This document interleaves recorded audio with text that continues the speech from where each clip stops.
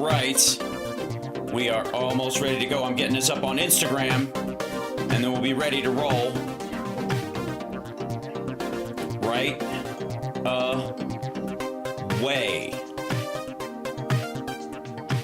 Cool, we're up on Instagram. Excellent. Let me jump straight in here, if I may. Ladies and gentlemen, welcome to the show. It's Hal Sparks Mornings, Megaworldwide. Happy hump day to you. Right now, the hearings on RFK Jr. are going, and boy, are they going. We'll show you a short clip of something that just happened there in just one moment, but I want to bring in our guest, the Major. Oh, I got to move you up. Hold on, I'll figure. There you go. I'll move you around, Major. There you go. I'll try and make you. There you go. Give you the dignified framing you deserve. How are you, first of all? Doing good. I'm fine. Yeah, life is excellent. good.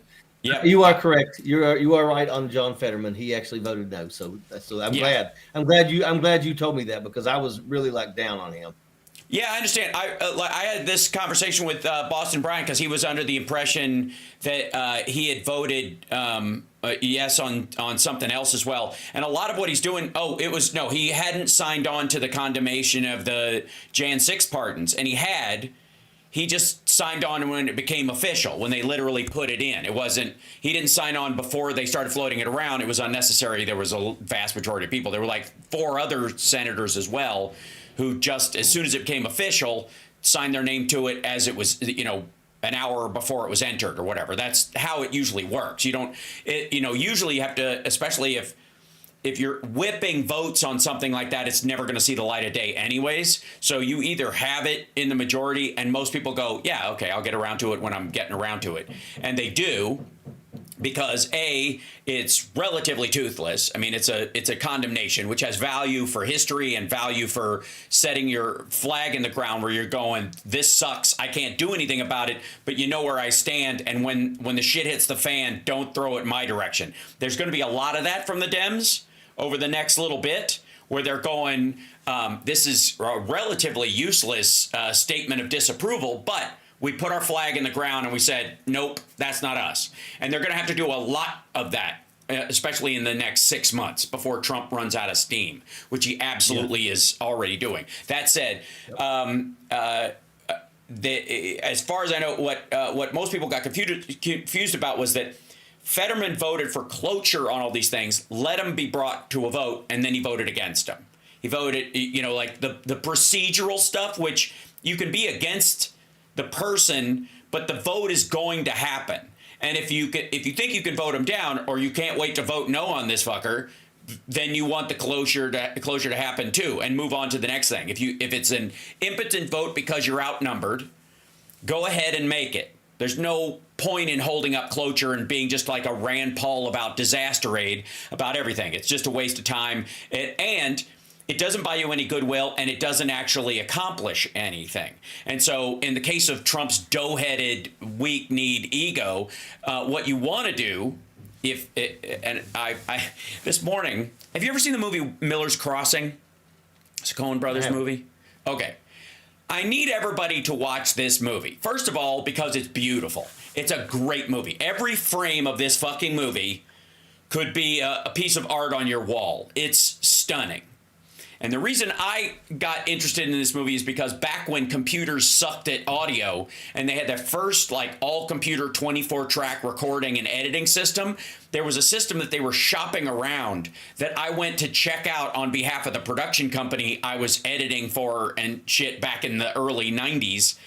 And the first project they worked on was this Coen Brothers film, and they showed this scene where a guy gets whacked because it's a gangster movie, and all the layers of audio they were able to do, and how they were able to separate that audio instead of stack it into a mush like it happens in most mixing. And it was just, it crackled. It was impressive. Everybody there was like, ooh, la-di-da. Now it's 5.1 surround and everybody has it. But back then it was like, holy shit. But the movie was so gorgeous. I was like, good Lord, who shot this? Fell in love with the Coen Brothers, of course. Big Labowski, No Country for Old Men, and in that movie, the main character, Tom, is allied with the Irish mob and the Irish gangster, but his boss is losing this fight because he's getting too out over his skis ego-wise and doesn't understand that this up-and-comer, loudmouth, violent Italian mobster is making gains.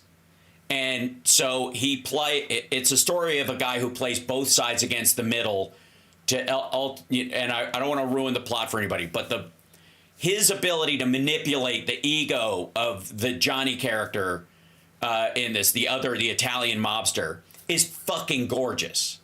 Because not only Where is this? Where can you find this at? Is it on like Netflix? Oh or yeah, something like that? it's on iTunes. It's on Apple Movies or whatever, Apple Plus or whatever, and you can buy it anywhere. It's a fairly well-known movie, but the purpose of the storyline is, for our conversation here, is that the guy. I'll see if I can bring up an image. The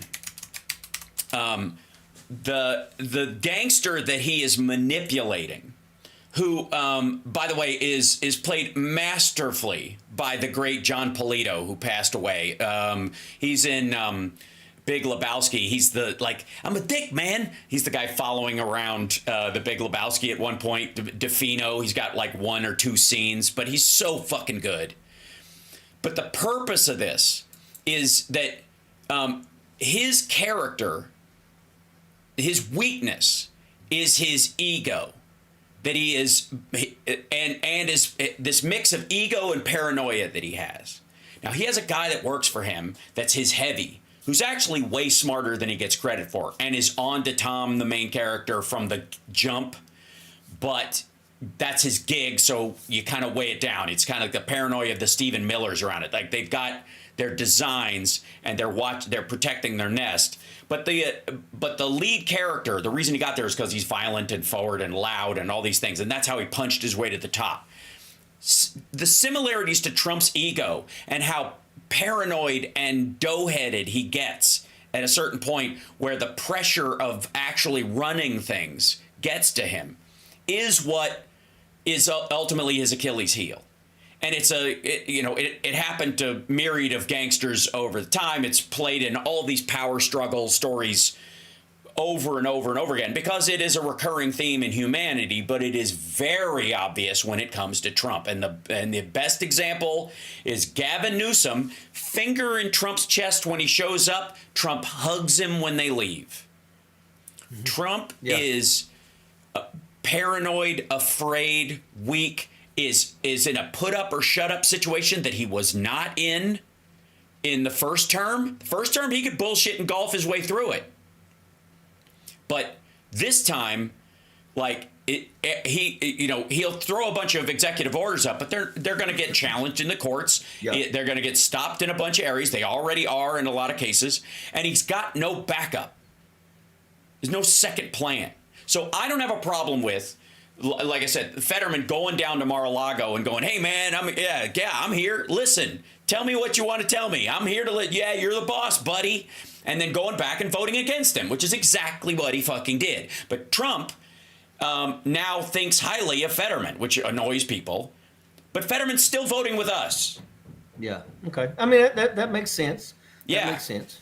And so I have no room right now, because things are too important, too dangerous. The circumstances around what Trump is attempting is so grotesque, to worry for even a split second about anybody that doesn't resist in the way that I think resistance should look. We're going to need different strategies. It's not all just going to be like lock arms, like we're in a fucking 1984 scene or something. It's just isn't the only way. And if there are other people trying other ways, I'm for it. You know what I mean? You breed in narrow uniqueness, and you also breed in weakness. Does that make sense? I'm right now just sitting here just wondering, how much longer is this going to go, and how much longer are the people that are in those positions before they start pushing back. Now, I do like the fact, they did try to remove the Tuskegee Airmen, education, part of the curriculum for airmen and air women in the Air Force. And they pushed back. They said, Yeah. we're not going to take that. We're not going to remove that because Right. that's important. You know, the Tuskegee Airmen is something that everybody should be educated on. But I mean, it's what you see that they're trying to do. You know, are they trying to erase? You know, are they trying to erase Black history in this country? Because it doesn't surprise me because they're a bunch of racists anyway. Right. But I mean, my theory is that we've got these generals that are in these positions. I mean, they're right now they have already removed General Milley's security detachment now, well, like they did Dr. Fauci's, and now they're talking about potentially having a court martial where they reduce him in rank. Now he'll still retire and receive the retirement of a 4-star general. Yes. But once again, busting him down to lieutenant or to full bird colonel or lieutenant colonel, that's a huge slap in the face to somebody who has done that job and has done that job well. And what the thing is that what that's doing is that's trying to tell those other people that are the 4-star generals walking around the Pentagon that, hey, look, you know, you want to get busted too? You want to get court-martialed? You better do exactly as Pete Hegseth says. Right. A guy who was a major in the National Guard. And once again, I'm not throwing stones at National Guardsmen because, once again, we need you guys. Sure. But this guy right here, being, you know, a National Guard and nothing else, that does not qualify him to be the leader of the it's a great. Here's a you know, a point I would say from a military standpoint is that one of the things that generals and I would argue anybody who has designs on going up the ranks does and you know, in their regular life is study strategy. They study what worked and what didn't in former wars. They are constantly up on these things. They have all read The Art of War. They've all probably read the 48 Laws of Power. They write all that shit. They're not stupid.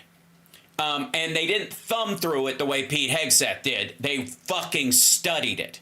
And there's an element to which these guys are going, okay, asshole, you do that, then understand that the entire class of people behind me are not going to trust Republican leadership after this because you're just going to use it as your own private army. You want to turn us into the PLA? It's not going to fucking happen. And it might take a generation for, you know, of those officers to gin up into that area, but it could shift the way the military votes in the future. It could create an accidental backlash that they're not planning for. And so I think there's an awareness to that. It will take pressure. It will take recognition. And again, I think Democrats need to start beating their fucking chests about every success they have with no caveats.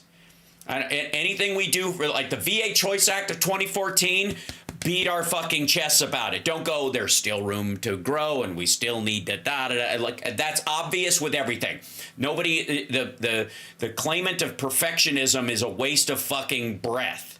What you need to do is go, you know, if you get the patient from heart attack to the EMTs, that's reason to celebrate. What needs to go on from there is out of your hands, and it's a thing that will have to continue, right? But you did the thing in front of you and you succeeded at doing the thing in front of you. And Democrats need to start taking credit for that stuff broadly and bullishly and not be afraid to stand next to or around Republicans while this is happening and going, too bad you fuckers couldn't think of this, because that's you know, that's a crucial part of dunking on somebody that Republicans respect and Democrats have just shied away from because it's not, there's no humility in it. It seems, you know, Trump has lassoed ego away from Democrats in some ways by don't want to appear bullish about your own shit. It's a mistake.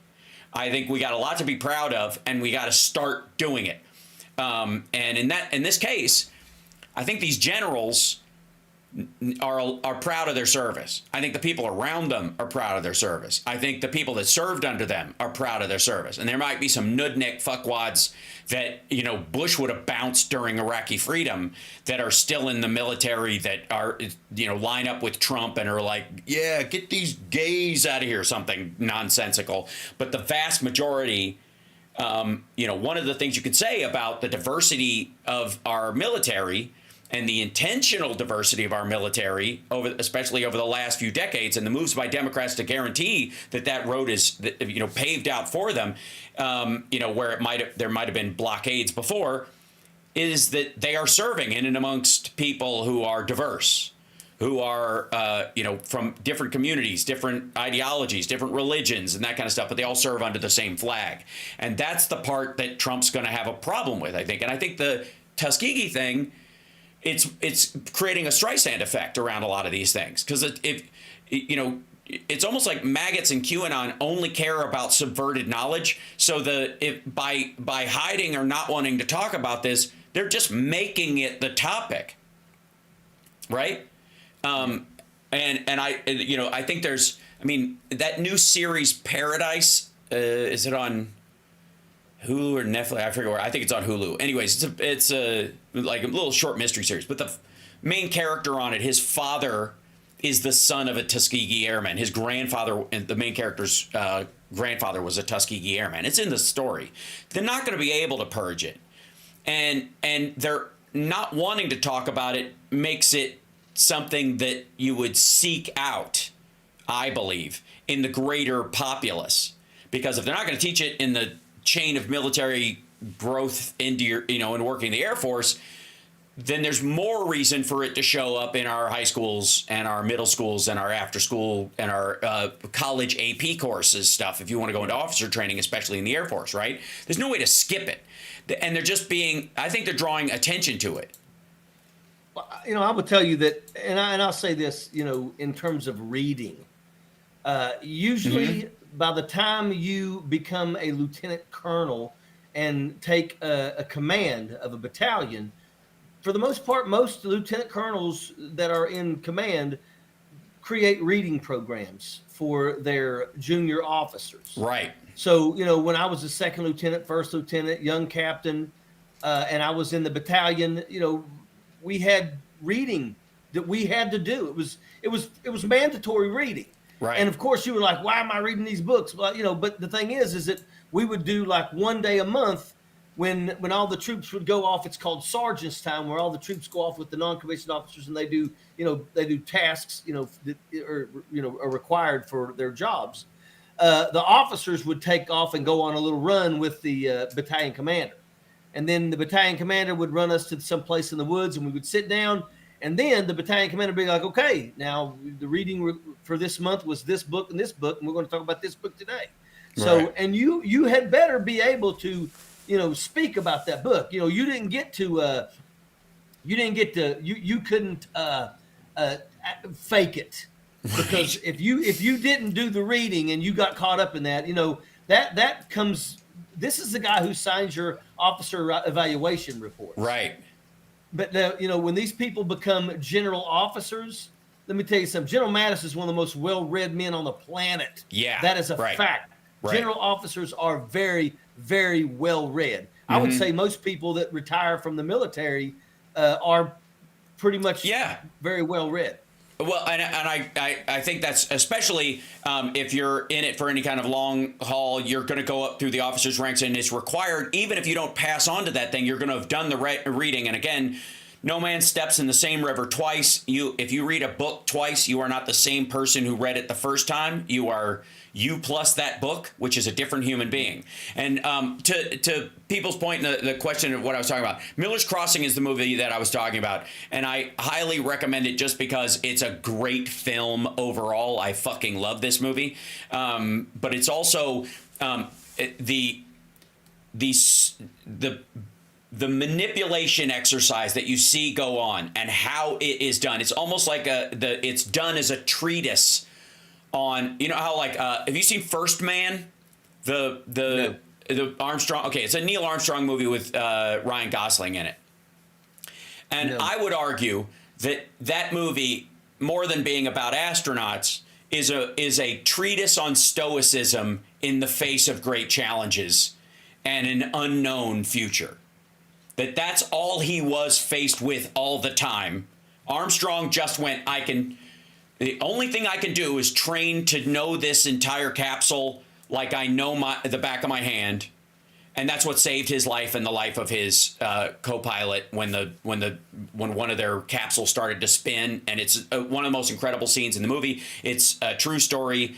And he had 30 seconds till he was going to black out. And he was literally just going through his checklist, almost just like, because he didn't have to think and he didn't have to emote. he conserved energy and lasted longer than he should have. His co-pilot passed out, and the fucking capsule spinning like this. It is just nuts. But the point is that preparation only gets you so far, and then you have to practice like stoic release.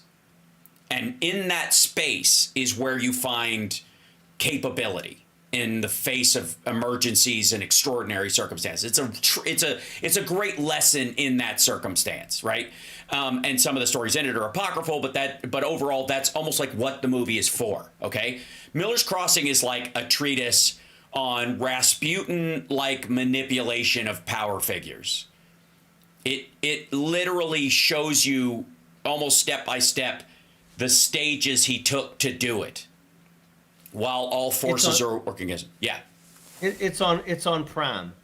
Yes, it is on Prime. Yeah. Okay. I will watch this today. It is I love this movie. I've seen it dozens of times, and it's but there are certain movies that are just movies, and then there are some movies that are the opinion of the screenwriter or the storyteller about how life should be is articulated through a teleplay or a film that creates a circumstance where it plays out. Sometimes they're ham-handed, like the Secret movie that just came out or whatever. And then there are some that are, or Defending Your Life, which I love, which is an articulation of Albert Brooks's idea of what we should live for, which is love over fear. That's his purpose.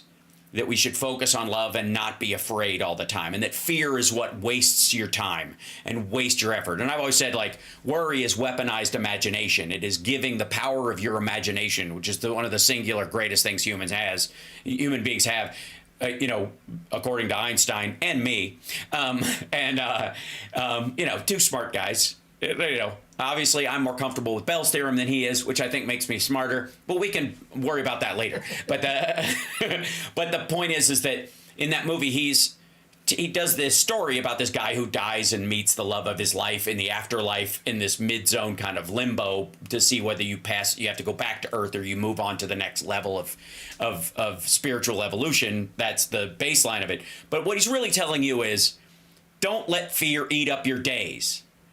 That's what he means. And then the same thing with Miller's Crossing. There's this idea of like the guy with the most power is oftentimes the most easily manipulated, especially if the power is what he's seeking overall, not power for its purpose. Because again, what is that? Give me a fulcrum strong enough and a lever long enough, and I can lift the world. And the idea is that power itself, the exertion of power, isn't actually a thing. Power only has impact when it's used. Otherwise, it's just an inert,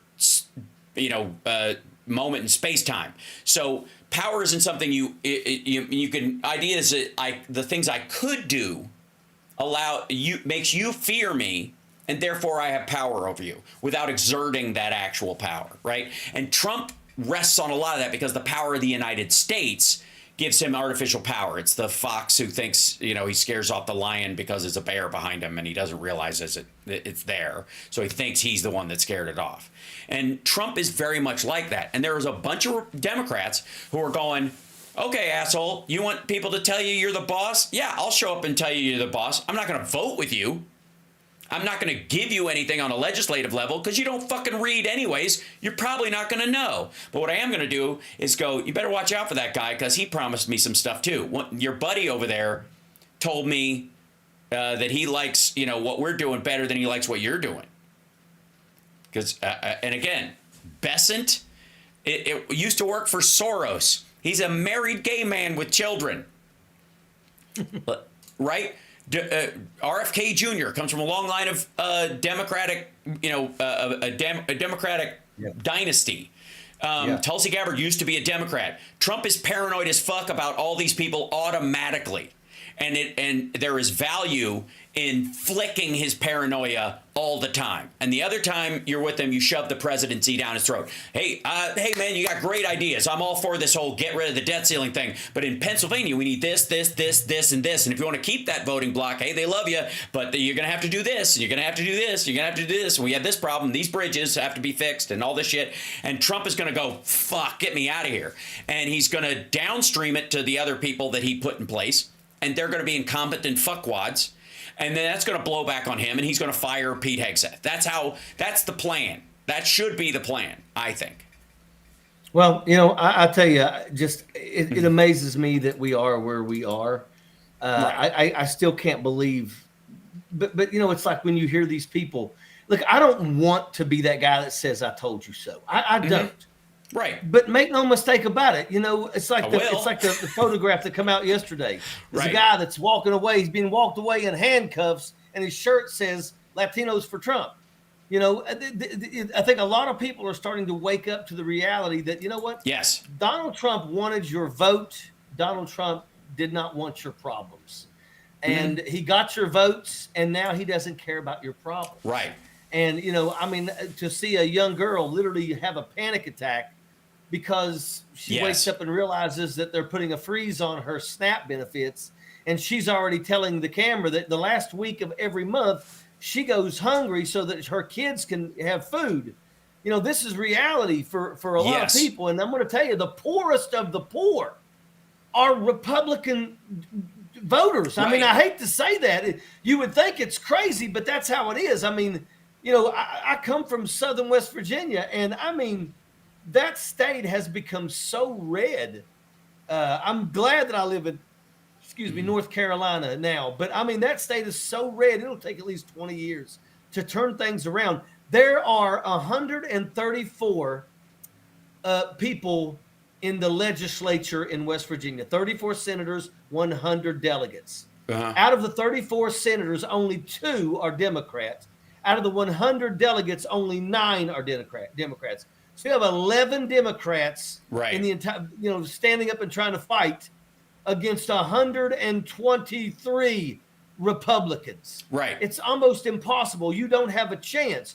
But make no mistake about it, these people, they all voted for this. Yes. And it's going to hit them worse than anybody else. Donald Trump putting a halt on all of the infrastructure funding that Joe Biden, got through, took $6 to $8 billion away from West Virginia alone. These people are about to wake up. But the problem is that we have such a flawed education system in this country. These states that are 46th, 47th, 48th, 49th, and 50th, they are absolutely just prime candidates for being duped over and over. Where the Republicans, when the Republicans have a super majority, and they've had a super majority in West Virginia, but every election, what do they run on? Them damn Democrats. Look, you all control the House. You control the Senate. You control the House. You've got the governor. You've got Republicans in charge of every position from Secretary of State. But yet it works. They literally look into the camera and go, well, the reason why you're still poor isn't because of us, who have been in power for the last 16 years in West Virginia and had a supermajority. It's because of those Democrats. Right. And they fall for it. And they vote like that. And how do you reach people like that? Okay, first of all, I agree about education, but I would argue also that it is out of, like, you and me and the vast majority of the people in my chat room or in your chat room on your show. And by the way, I want to encourage everybody to follow and subscribe to the Major on all of the social media networks that he's on. Your Blue Sky is Major Jetta at Blue Sky. Is that the or? No, it's hold on, let me pull it up. We'll make sure that Andrea puts it in the chat room. I'm blitzing on it. It's Airborne. It's Airborne 1970. Airborne right. 1970.bluesky. That's right. I forget you're younger than me sometimes. And I think you and I and our chat room know that the education system overall, nationwide, and the education system in West Virginia is out of our hands. Right? There's no way you and I are going to have an impact in the next 5 years, much less the next 10 years, on how the education system in West Virginia works. Right? And so, to my way of thinking, while I agree it is a fault and a crisis point and a blind spot that needs to be healed or fixed, because it is not within my locus of control in any way, I don't waste time thinking about it. What I think is, how do I get, because I think they would, the average person there does have the internet, even if they're fucking stupid, even if they've gone through that education system, even if they work for, were fired from a coal company or lost their job or got fucking black lung or, any of the other myriad of, they run a hiking trail for Northeasterners from New York to come down and play, weekend wild man and pretend that they live off the land themselves. Like, don't get me started on the whole fucking Appalachia story. Jesus Christ, the J.D. Vance thing where he was down in Virginia, like checking out a hiking and biking trail that's paid for by the federal government, and we need to get that rebuilt because all these businesses rely on it. And like, fuck you assholes voted against national park expansion and all these. Like, it was just so infuriating. But in the middle of this, you and I'm from Kentucky, you're originally from West Virginia, in that area, like, we can reach these folks. We can speak maggot to some degree.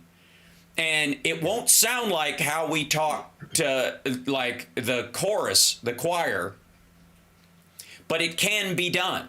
And we can also, I believe, weaponize mockery, because I'm not going to stop making fun of this dipshit and let them turn him into a messiah. I think it's absurd. Yeah. And so I'm not going to back down and get cowardly in the face of it, but I'm also not going to let them, like, grab the reins of my emotional state and make me live in a state of constant outrage, because they don't respect that. They think power comes from two things: the fear of retribution, which Trump exacts in a lot of people, and the fear and the ability to outrage the right people.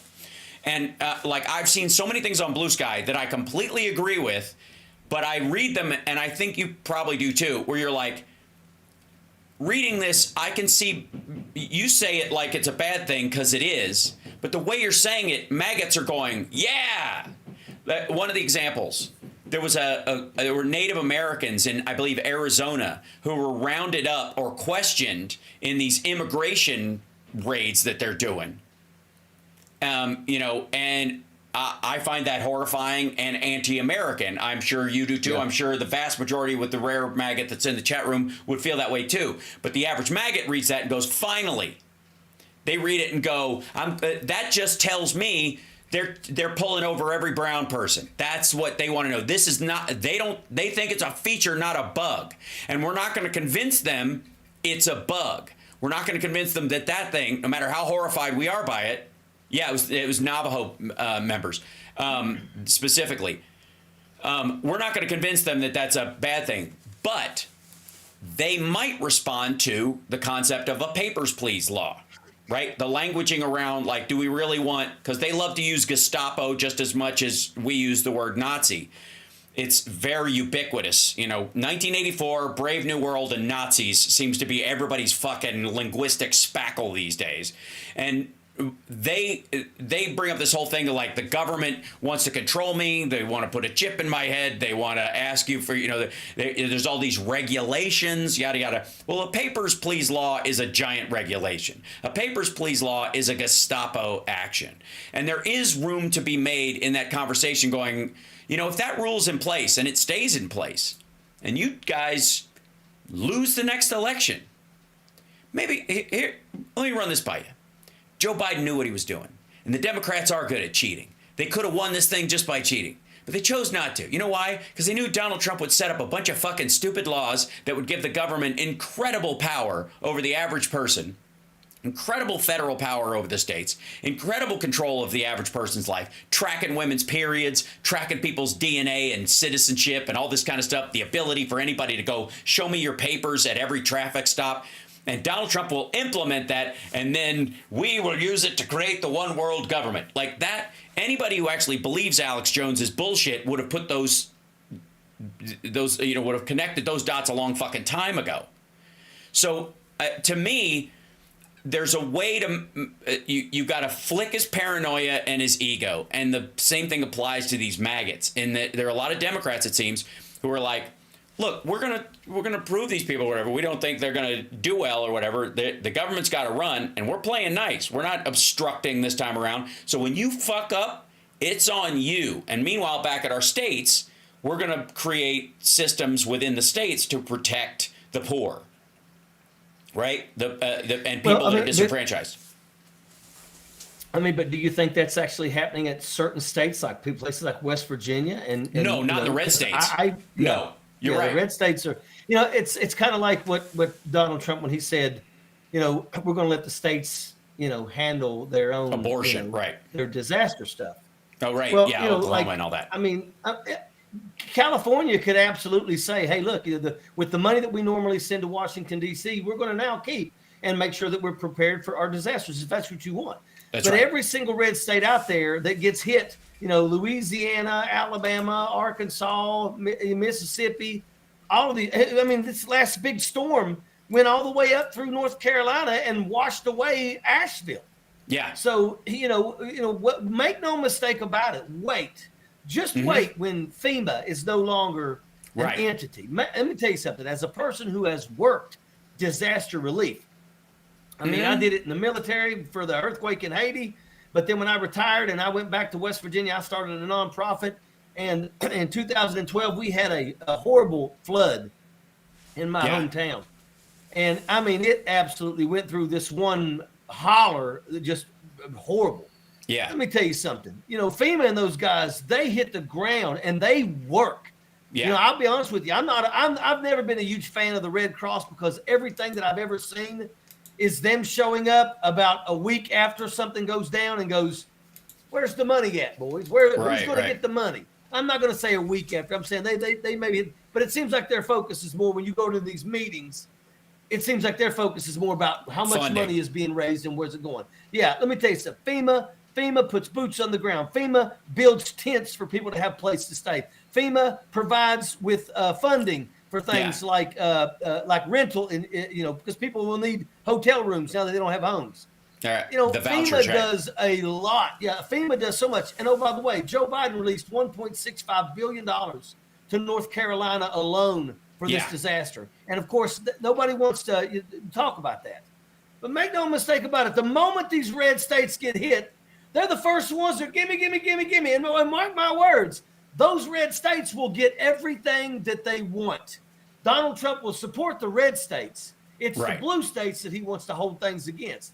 And once again, if the blue states said, you know what, if you want to play those games, we're just going to go ahead and keep the money that we normally send to Washington, D.C., and we're going to keep that here so that we can have something to fall back on when we have disasters. Places like Massachusetts, Connecticut, New York, California, Washington State, Oregon. You know what? Here's a thought. This is and you're talking about this. I just had an idea, and whether it could occur or not, it should at least be floated. That California especially should present the federal government with, we're going to create an internal disaster fund. That instead of sending money to D.C., we want to be able to take care of ourselves. So what we're going to do is take the same amount of tax dollars we would send to the federal government, and we want to put it into a slow growth fund in California that has a guaranteed growth rate of 2 to 3% or something like that. And we will put that funding in there and build it up. And if we're lucky enough to have a couple of cycles where things aren't that bad, we can pad that account for a little while. And then if we have a big one, we can deal with that later. And if we have anything left over in a 10-year arc where we're not touching the outside of this, then we'll start providing it to other states. How about that? How about we need a 10-year out emergency fund, considering we have fires and mudslides and earthquakes, and that's a part of our natural state that's not going to change anytime soon. So the idea that we need to send stuff through, we should start in California a federal emergency fund, or like a state emergency fund that removes us from the federal system. So eventually, the federal taxpayer, the rest of the country, is not going to have to worry about any disasters that happen in California. It's on us. We'll take care of it. But what's going to be required is we're going to keep the money we would normally send in for FEMA and stuff. And hey, if you have a fire a couple of states away in our area, we'll send our fire people over there to help you out. We'll send our, our National Guard to help you because that's how we are. But that fund, and every state that's in a hurricane zone or has a tornado lane in it or has a fucking volcano like Washington State does, should create a state disaster fund that for the next 10 years, where they don't send money to the federal government until that fee is built up, till that fund is built up and grown on top of it. It could be handled just like a giant account for union benefits or those kind of things, right? Like pension funds, and you run it like a big fucking pension fund. The blue states could absolutely fucking do this. They would be able to bankroll and build. They could use. They could leverage that money for investments in the state on top of itself. They could use it as a lockbox, investment fund. I'm saying whether or not you have the votes to make it happen, whether or not there'll be pushback from Republican Congress people in the state who are worried that they won't be able to have any leverage on committee if they can't argue for money back in the state, so they can use that as a, hey, gimme in their relationships in Congress, which is what happens to that's how McCarthy got his position. It should be floated. It should be floated, like a 10-year budgetary thing where, hey, we're just going to remove it. You're not interested in FEMA? Okay, well, since we don't know if we can trust FEMA under you, we have to protect our citizens. That's our responsibility as governors and as state legislatures. So that's what we're going to do. So we're passing a bill that we're not going to send disaster funds to the federal government until such time as we bank enough to deal with the kind of disasters we've had, $30 billion.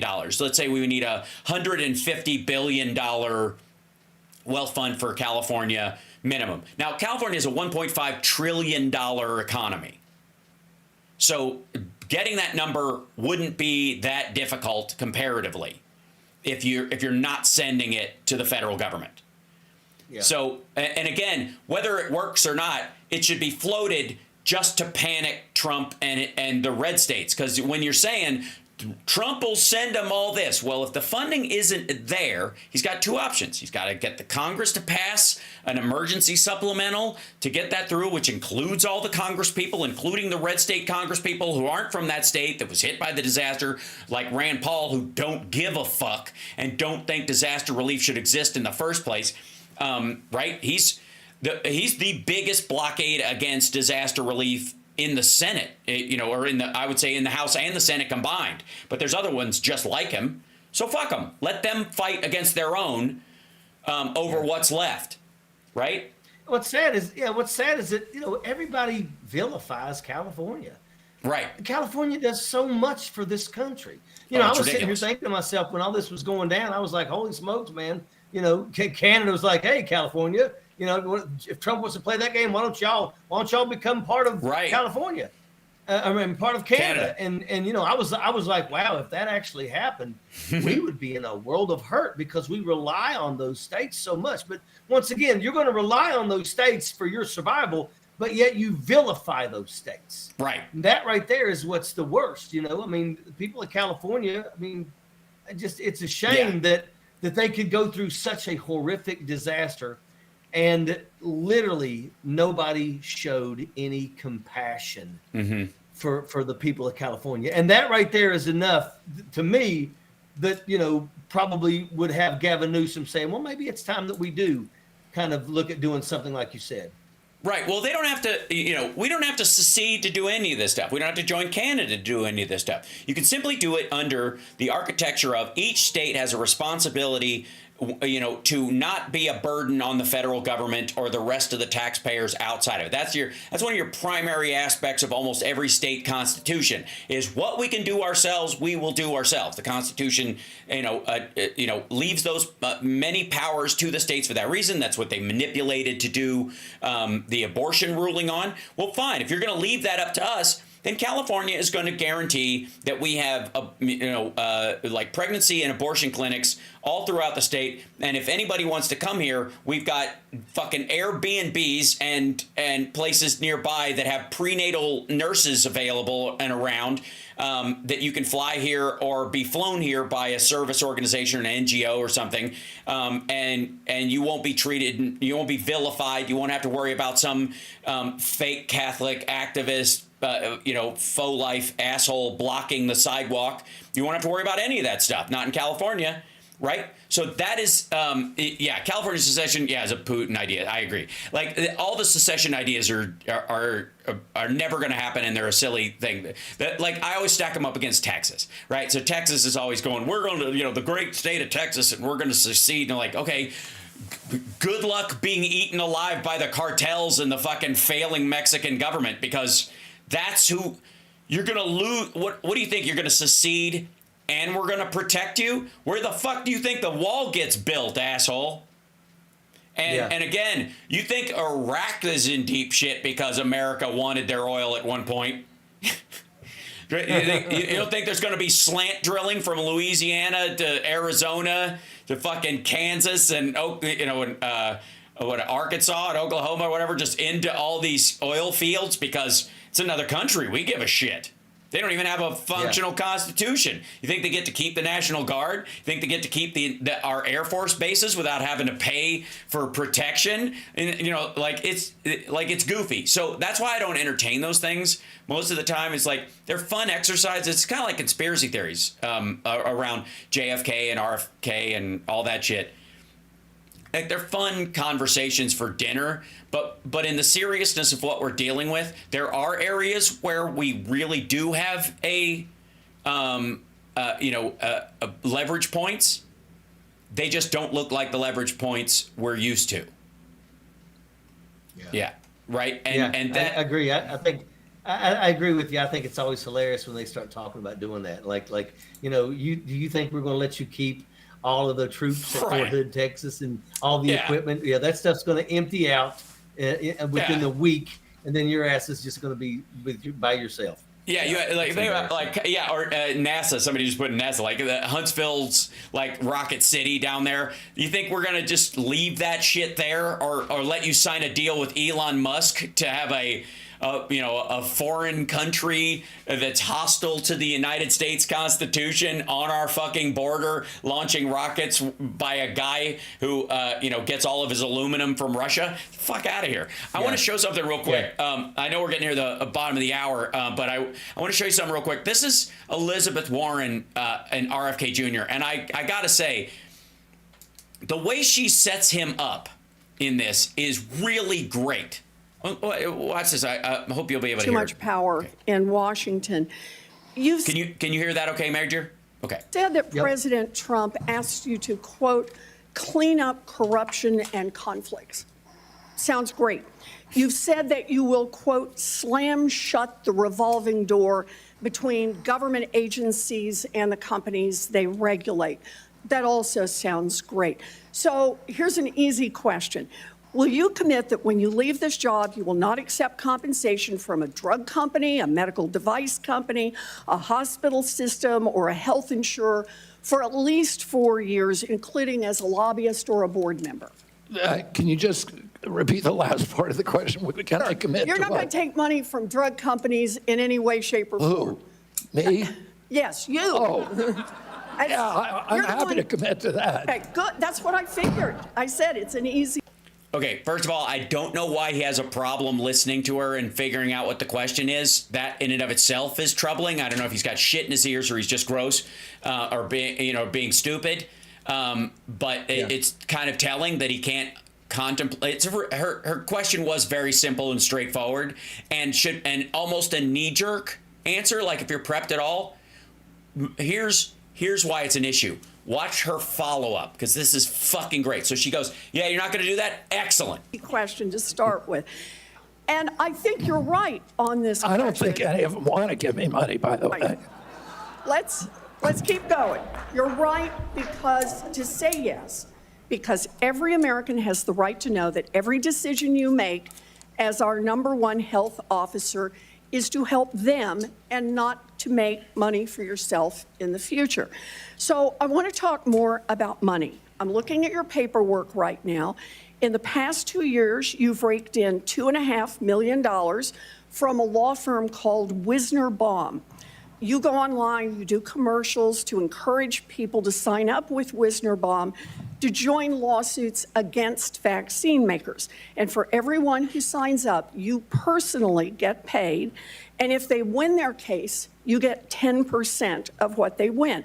So if you bring in somebody who gets $10 million, you walk away with $1 million. Now, you just said that you want the American people to know you can't be bought. Your decisions won't depend on how much money you could make in the future. You won't go to work for a drug company after you leave HHS. But you and I both know there's another way to make money. So, Mr. Kennedy, will you also agree that you won't take any compensation from any lawsuits against drug companies while you are secretary and for 4 years afterwards? Now, wait. This should be a no-brainer. You don't have to take compensation for it, right? It's what's the difference? If you're fighting for or against the drug companies, you're still, again, well, you'll see what his answer is because it's fucking Weasley as shit. Well, I'll certainly commit to that while I'm secretary. But I do want to clarify something because you're making me sound like a shill. I put together that case. I did the Science Day presentation to the judge on that case to get it into court. Mr. The Daubert hearing. Mr. Kennedy, it's just a really simple question. Yeah, You've taken in $2.5 million. I want to know if you will commit right now that not only will you not go to work for drug companies, you won't go to work suing the drug companies and taking your rake out of that while you're a secretary and for 4 years after. It's just... I'll commit to not taking any fees from drug companies while I'm secretary. No. I'm asking about fees from suing drug companies. Will you agree not to do that? You're asking me to not sue drug companies, No, and I'm not going to agree to that. See that fucking weasel on this?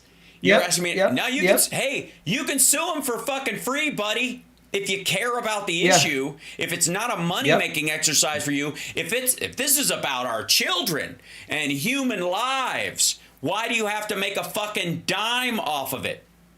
Right? Yep. And you'll notice how he pivots. This is a very common tactic by a lot of these folks. Like, will you promise not to use any, like racial epithets while you're talking? Well, I will, conduct myself in a way that is, is expressive of my beliefs about free speech. Okay, well, that's not a no, right? That's what he's doing here. It's a weasel move. Listen to her, and she's great about this follow-up. Companies as much as you want.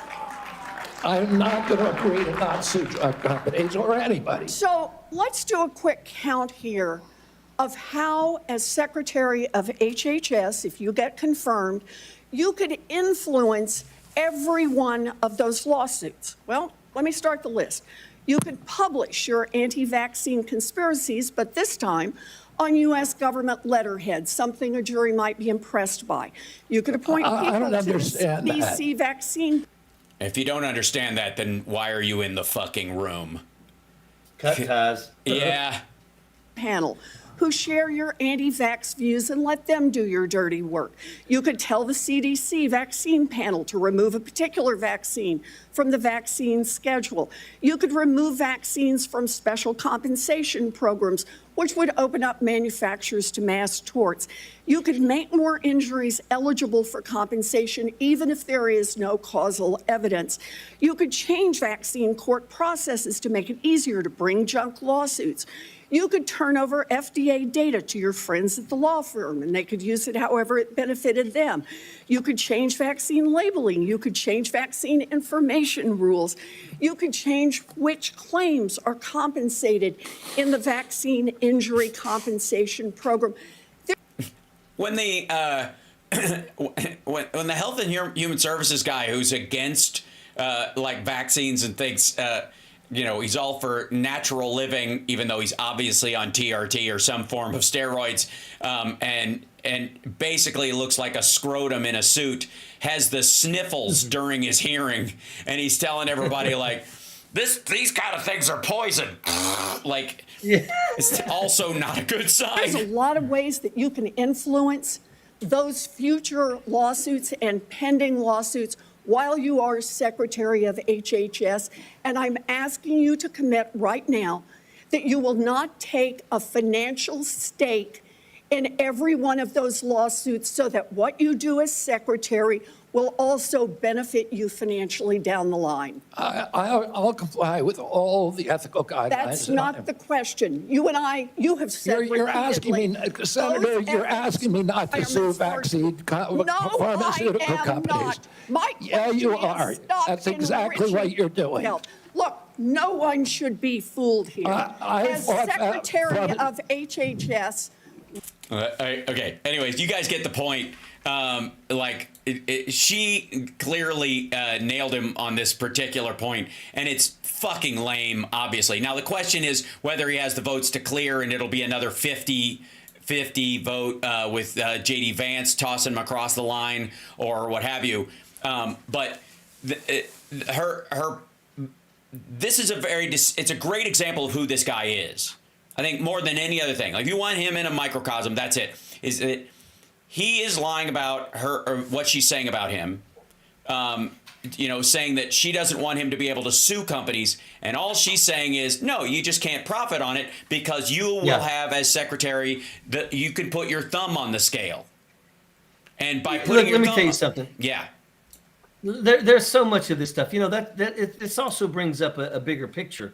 A lot of people that serve in Congress, you'd be amazed at how many of them switch and become lobbyists, immediately after they're done. There was one from West Virginia that was almost the longest standing member that become a lobbyist almost immediately. At the end of the day, that should be illegal, because once again, everybody has to understand that this is what they do to everybody who finds himself a position in Washington, D.C. is they show up to your office and they absolutely try to lay a red carpet down for you that entices you, that says, hey, look, man, if you can help us on this, and this, there's a potential that maybe, when you're done with this work, man, we'd love to have you just walk across the street and join our team lobbying, and the way they do it, it really does entice a lot of people to do just that. And let me tell you something. If you think that if a guy comes in and says, hey, look, man, we are this company that does this, and as long as you support this, man, we can do a lot for you. Not only will you, as a representative, vote the way they want you to vote, but you've got people in Congress that go above and beyond and try to create their own stuff that goes even farther than what that lobbyist company wants, because what they want to do is, it's like they're now going for a job that they may not get until years later, but that's what they're doing. They're trying to make that friendship, and that lobbying organization will give them anything. We'll give them money. We'll do all kinds of, while wine and dine them, and that stuff's legal. It shouldn't be legal. That's why I always say that we should actually make all lobbyists wear body cameras, because if every member of Congress knew that the conversation that they were having with these lobbyists were being watched, they would be far less likely to throw you down the river. And I'm going to let you know, Hal, I'm going to be running. I'm going to be running in 2026. And these are some of the things that I'm going to be trying to address to try to make sure that this stuff doesn't happen. Because once again, corruption is killing our country. And right now, we are in a state of corruption that we have never seen before. And it can only get worse if we let it. Well, here's the thing. I got news for you. It will get worse. And whether we want it to or not, because Trump's entire thing is a payout. Now, the issue that, again, like Boston Bryant posted earlier about he was concerned that, Trump's going to try to run again in 2028. You and I both, I think, personally believe he's not going to make it. this whole term, much less to 2028, and not going to want to run again. And there's nobody really to hand it off to. The reason why they're even floating that idea, or they like that idea, is because they know there's nobody waiting in the wings to pick up the maggot, banner and run with it. And the other people who are competent, that he has spent so much time destroying his rhinos that they're kind of they're facing a wall. Whatever happens, post Trump, they're in deep shit because there's nobody, there's not going to be like, maybe they're hoping that Elon Musk will create an AI president that they can you don't have to elect, you just install, right? Maybe that's their hope for stuff, or where they'll point in that direction. But once he's gone, who's gonna marshal the maggot troops and make them all show up in a fucking field in Butler, Pennsylvania? It isn't Vance. It sure as fuck isn't Ted Cruz. It's not going to be fucking Santorum's not going to come out of the goddamn woodwork. And it's not going to be Chip Roy or any of these like grown men with middle school voices that hold up the, hold on one second. One moment. They Yes. need a shower and they needed to get up. What? Maybe, I suppose, they need a shower. Mhm. Okay. They need the Wi-Fi, all the things and all the passwords, and I don't know what to get. So, Okay. Give me 1 second, and I'll do it in like 5 minutes. well, he needs to know. So I Oh. just, can you, Okay, it's the guest one. Yeah, it's our. just write it down? It's,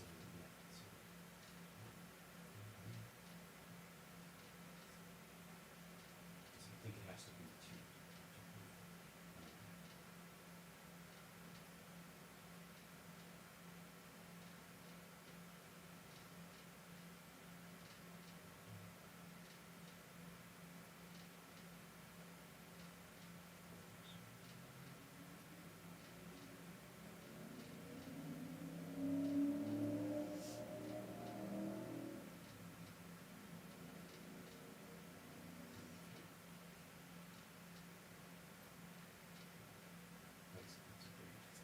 Hello, everybody. Yeah. Hi. Sorry about that. We have. No, you're good. You're good. We have. You're good. We're expanding our solar panels on the house today, so we got a notification that if we had, I think, 4 more panels, it would equal out the amount of power the house draws. So I committed to we're adding 6 panels just to get out over it, variability being what it is. So they're on the roof right now. So I'm going to sign off early. And I thank the Major for sticking with me a little over the hour anyways, and go deal with that. And then I'll see everybody in the afternoon show. But I want to, the one thing I would like everybody to think about in terms of lobbyist groups, I think you're right on the money about, like, all lobbyist meetings should be recorded. There is an AI device. Let's see, memo recorder. It's a weird little device. Is it the Otter? What's the thing? No, Otter's the software. But it's a little like pocket recorder you carry around, and it can record your like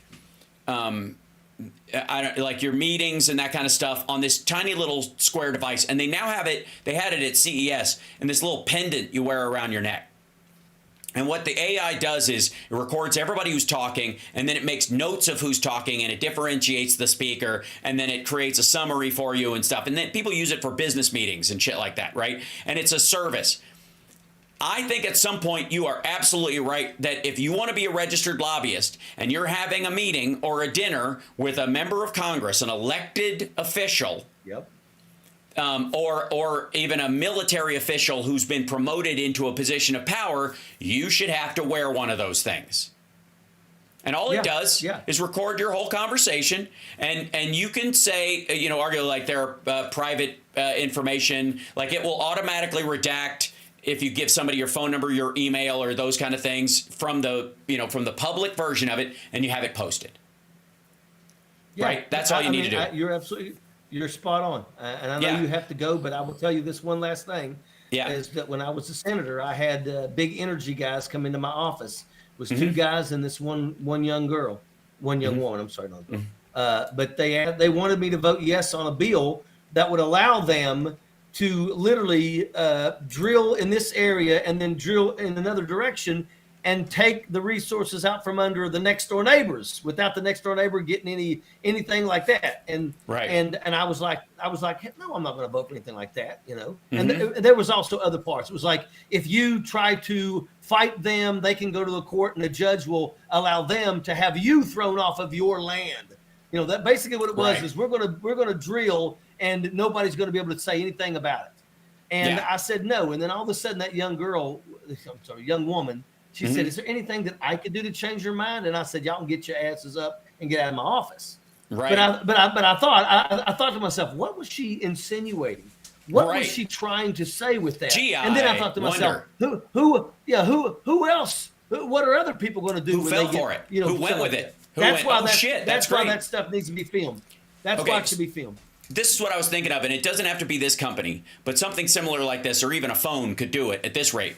But these things, Plod Note is an AI voice recorder, and all it does is in meetings you just lay it on the table, and people know they're being recorded, and then it transcribes the conversation and gives you summaries and notes of stuff later, and then downloads it to your computer or whatever. There is nothing saying that the government could not require in future, because AI is a real thing, a device like this required for all lobbyist meetings with members of of Congress or any elected official going forward, right? Yeah, why not? Let's present that as a possibility, and you'll be the most let me be one of your policy advisors. I'd be glad to be on your team as Secretary of Nutcasery, but I'll give you as much advice on the future of AI and UBI and robotics and automation and all the shit we're going to face, and parse out strategy with you. But anything I could do to help, I'm there. And I would work for free, and I don't even owe money to the Russians like Paul Manafort did. So my value is in what what I would gain from it is the benefits that having somebody decent like you in office would give to the people of the state you're running in. You know what I mean? Like, that's compensation enough. So, but that idea alone, I think you and I might be onto something as something to present. Yep, I agree. I've been thinking about this for quite some time. Like I said, I'm, Ojeda Live is how you can follow me, but also the Turn Left PAC. But next month, I'm going to officially announce. Great. And I'm going to get into this fight because I see no other way. We cannot sit and allow these people to push us around, to take from us. And we've got a lot of people that we have to wake up. There's a lot of poor Republicans right now that are waking up and realizing they're going to be hurting. They're not so much Republican. That's right. They're going to be in the world. They're the ones that are going to be hurt the most. So, we got to convince them that it's time for them to stop.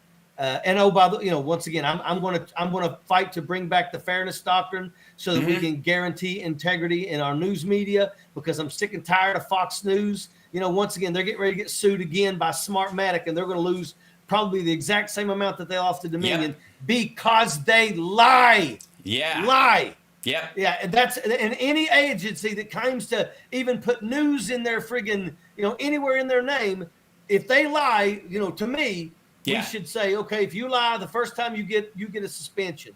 You get a huge fine. A second time, you get a suspension. A third time, you lose everything. You are off the air. Goodbye. We'll never see you again. That's what needs to happen. Yeah, well, I'm, you know me, I'm running for president in 2028, so I just need to figure out how to gather all the signatures on the cheap. We'll have to figure that out. That might be my first big use of AI in a campaign. I might have to build a system that helps make that possible. But and there's different things for each state. But I've noticed that if the fucking LaRouchians can do it and Marianne Williamson can do it.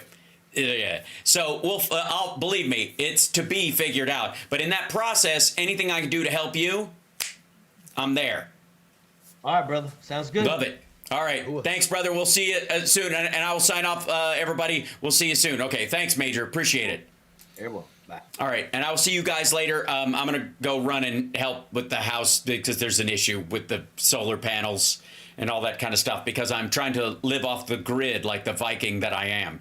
And I will see you guys later on. Take care of yourselves and take care of somebody else. And let's see. And regular show this afternoon, 3 o'clock, no problem. All that. See you later. Awesome. You guys are great. And we came up with 2 great ideas today. Real quick recap.